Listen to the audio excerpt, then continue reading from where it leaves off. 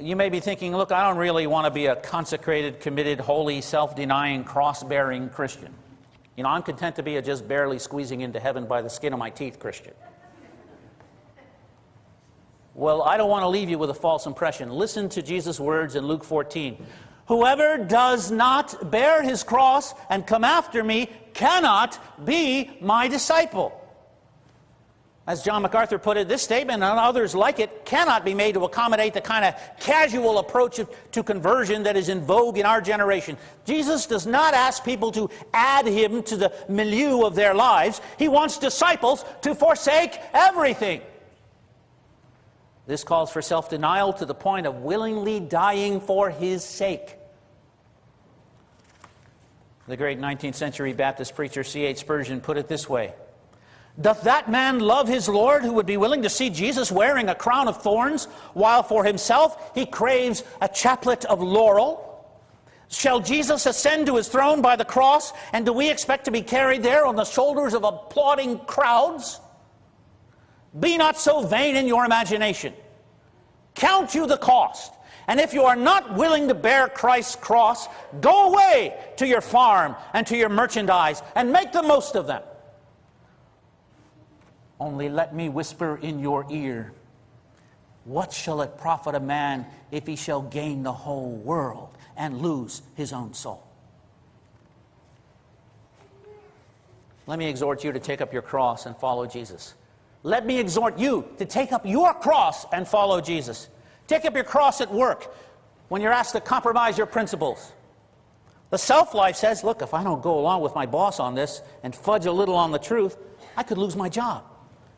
The Christ life says, I ought to obey God rather than man, even if it costs me my job. The God who fed Elijah by means of the ravens, the God who opens his hand and satisfies the desire of every living thing, that God will provide for me. I would rather lose my job than lose my character. Take up your cross at home. In your relationship with your wife or husband, the self-life says it's her fault. It's his fault. The Christ life says it's sin, and it's in both of us. I need to go the way of the cross.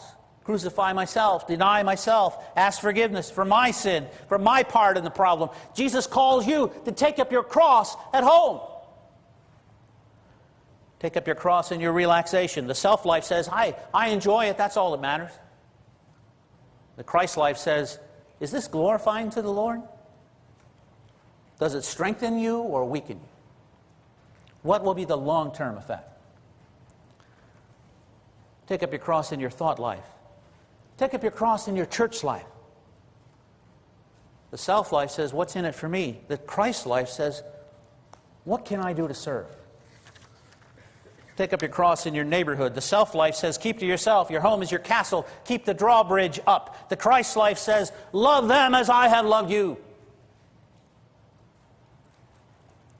Jesus calls you to take up your cross in your neighborhood. Young people, Jesus calls you to take up your cross at school, or when you're with the kids in the neighborhood. Take up your cross at school when a classmate is smart and pretty and gets all the attention from the guys and you're in the background. Self-life says, hey, this isn't fair. I wish that just once she would make a complete fool of herself.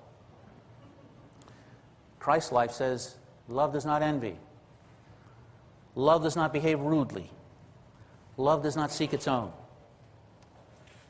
When a classmate sits alone and seems to have no friends because maybe he's awkward or slow or unattractive or unpleasant, the self-life says, I got to avoid that person. The last thing my social life needs is to be associated in people's minds with him or with her.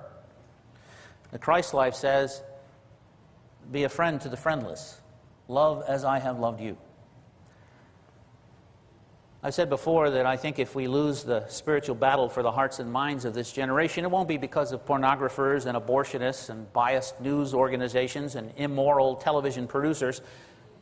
It'll be because so many of us who bear the name of Christ have done what the Apostle Paul warned us not to do. We have conformed to this world. We are unwilling to deny ourselves, unwilling to take up our cross, unwilling to follow Christ. And the world can't see any real difference between them and us.